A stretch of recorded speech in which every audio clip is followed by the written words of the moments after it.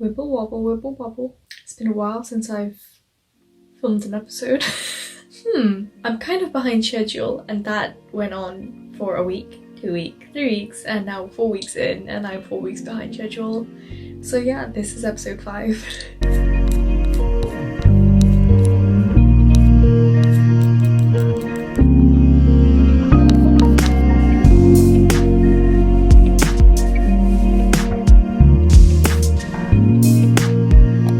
Talking a lot about stuff that we've been doing to prepare for IC Hack and the order in which you do things, but I haven't really spoken a bit about how that order sort of came about. That is all down to the work and the efforts of previous presidents, so people like Nick, James, Morris, Inara, previous DocSoc presidents that have literally paved the way for us to be able to make IC Hack great every year. Just a quick shout out to all of them and a great thank you for their service, because without them DocSoc would not be where it is now, and we would not be this without the work of these previous presidents.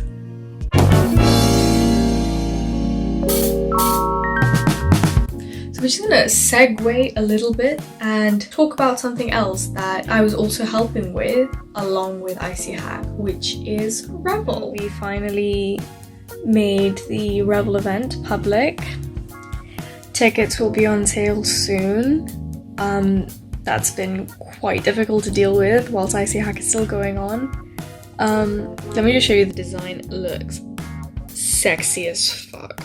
Like, oh my god. For those of you uninitiated within DocSoc, Revel is our annual black tie event, and every year we do it in collaboration with another society. The main point of this is to basically just have a really fancy night out, great food, great drinks, great company, and just sort of live it up for one night at a student price. Now the vibe of Revel is really important, because at the end of the day we want it to be as fancy as possible without breaking the bank. Just something that everyone can enjoy, whether it be alcoholic drinks, non-alcoholic, great options of food, etc. With Revel, it's not as straightforward at organizing this as it is with IC Hack. With IC Hack, there's a clear structure of hierarchy. Decision gets made by someone who is above you.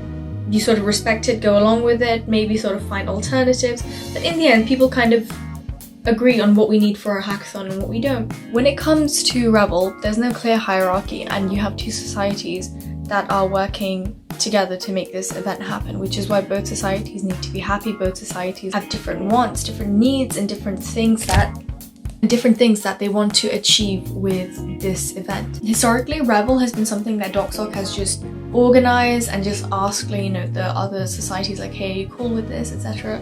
But this year RCSU did want to have a hand at organizing, which resulted in quite a few disagreements, especially with the direction of the event, as well as just a lot of unnecessary difficulties on people like me who were helping with IC Hack and Revel. Something to keep in mind for the future. If there are any larger events, let the social events coordinator handle Revel and the large events coordinator handle IC Hack.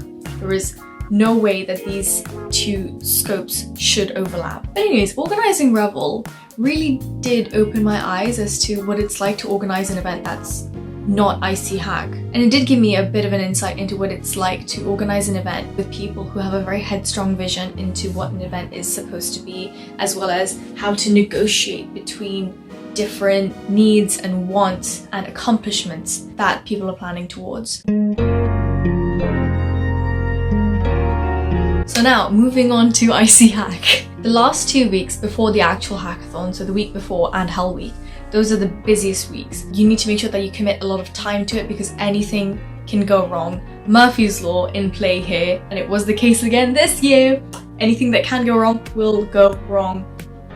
Alright, now during these 2 weeks is when you want to make sure that all your paperwork and approvals are cleared and everything that is related to logistics or permissioning is dealt with. There's not going to be any other time. The hackathon is literally just around the corner at this point. There's going to be a ton of deliveries coming onto campus right now, which is why it's also very important to make sure that, as lead organizer, you oversee every delivery and you make sure that they are coming to the right campus and at the right time.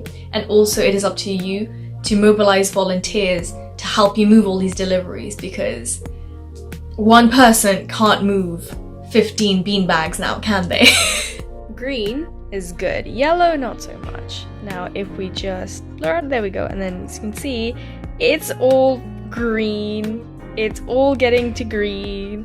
I am living. This is fantastic because this means that a lot of our payments are actually going through on time and we'll get a lot of things before the hackathon, not like 1 or 2 days before. I mean a solid few days before, which is just a huge relief. Now, one of the big things is tomorrow we are expecting like 3 or 4 huge deliveries, and by huge I mean monumental, because that's when all the drinks, cold and hot, are coming, as well as a few other stuff for branding and posters and stuff like that.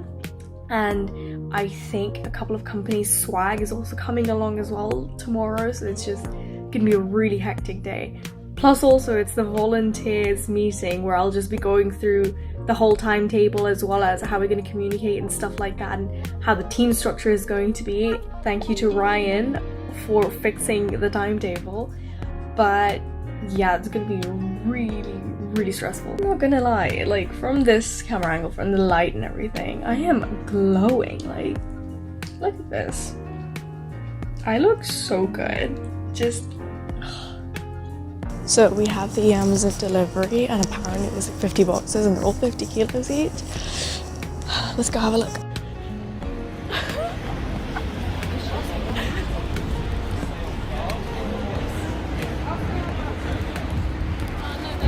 Do you guys have enough space?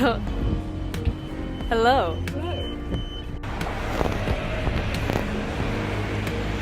Hi, Helium. Oh. You have box. Amazon, please sponsor us next year. Icy Hack is not the most eco-friendly event. We get a lot of things delivered. We get a lot of waste every year. However, we do try and take steps to minimize that year upon year, such as making sure to order water bottles so that people can fill it up at the watering stations, or even encouraging participants to bring their own bottles that they can fill up. We try and buy drinks in glass bottles or cans so that it's easier to recycle for us. Any leftover food we have, we try and give it away to many of the hungry students that are on campus, or we try and encourage people to take all of the perishable goods home so that we don't keep them on campus too long and they end up spoiling. And also just making sure that we order less if we can. Every year the Icy Hack goes on, we have separate numbers that we run. We refine those estimates every year to make sure that it's as close as we can get to it being zero waste as possible, such that we don't have any food that's left over that's going to spoil. We don't have any excessive cans of drinks left over that are going to expire by sitting in our storage room and stuff like that. Now, one example with the numbers is something like this. No, let's just do some quick maths here. Now, over the entire weekend, we're going to have 450 participants on campus. That's the maximum number, by the way. 50 to 70 volunteers, let's just take 70. We're gonna have at least 50 members from all of our sponsor companies. So 450 plus 70 plus 50 equals 570. You get fed 4 times. And so you need a drink with each one. So that's 4 cans of whatever drink you want. And then on top of that, you have snacks and stuff coming in, which means, you know, you might need more drinks. So let's have an extra 2 just in case. And you know what, let's throw in 1 more so that, you know, people like to take a drink home. 7 cans maximum per person times by 570, which gives us 3,990 cans of drinks. Now each can is an equivalent of 330 milliliters, 1,316.7 liters of drinks. Break it down to the different ratios of the drinks that we need, and then convert that back down into how many cans we need, and then get to the lower estimate of the cans that we can get. 10% of that has to be Coke, which means that 131.67 liters have to be Coke. 339 cans of Coke. We actually ended up ordering 1,500 cans, so obviously we can't order that many cans of Coke all at once, which means we need to find the best value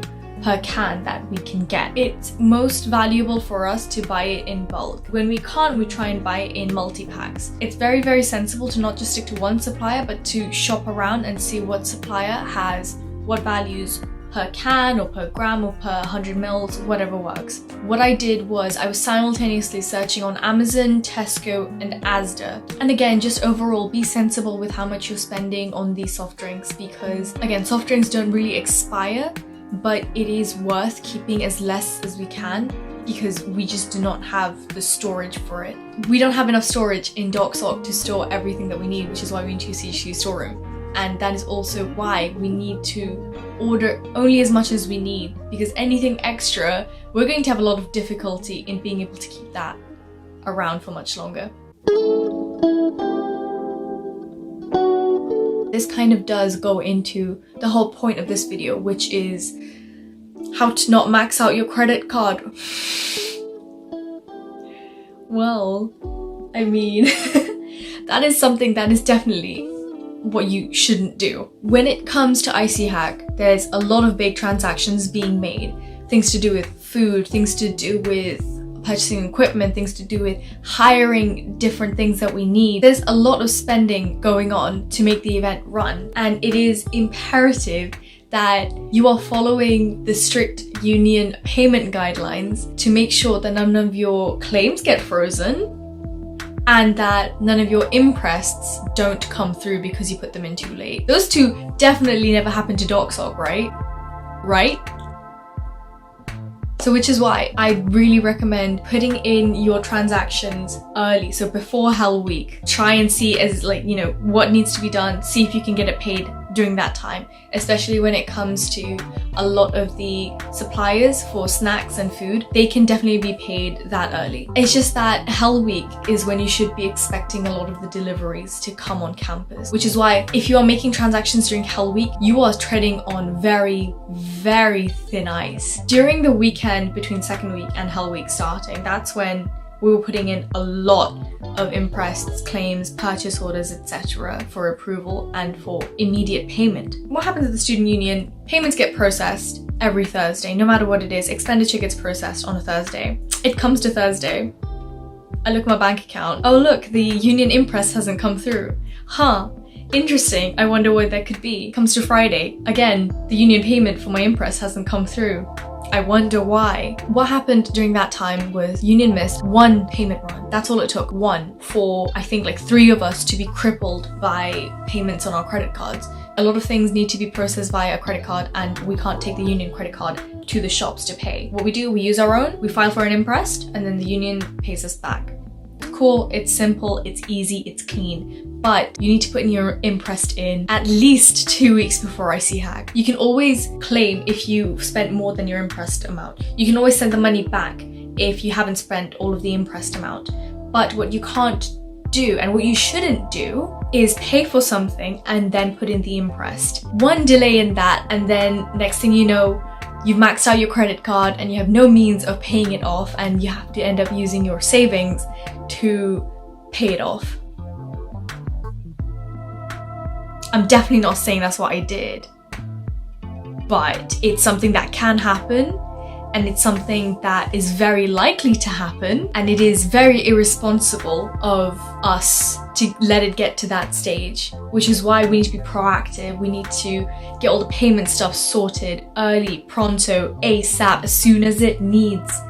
It's there. It's not just imprests and claims and purchase orders. You can also use a union credit card, but obviously as I got closer and closer to Icy Hack, I just couldn't make the time physically to go into the union to use their credit card, which meant that I had to use alternatives that involved using my own. Again, that is safe if you do it in a safe way, but if you do it in an unsafe way, then I really, really recommend you don't do that. Honestly, don't do it. Just talk through it with the lead organizer, with whoever's handling finance, with whoever is leading the actual purchasing of this item, and find out what's the best method of payment compared to what your situation is like. The cool thing about purchase orders is that you can receive the goods and then handle payment up to 30 days after you've received the goods, which just gives the union a lot more time to process the payments, just in case that one payment run fails. That is all it takes. All it takes is one payment run to fail, then you're out the game. Think big, work smart. So yeah, moral of this episode, don't max out your credit card, please. So yeah, that concludes episode 5. We're getting very, very close to the big day. Just one more episode of setup to go, and then we shall see what happens at the actual hackathon. Catch you in the next one. See ya!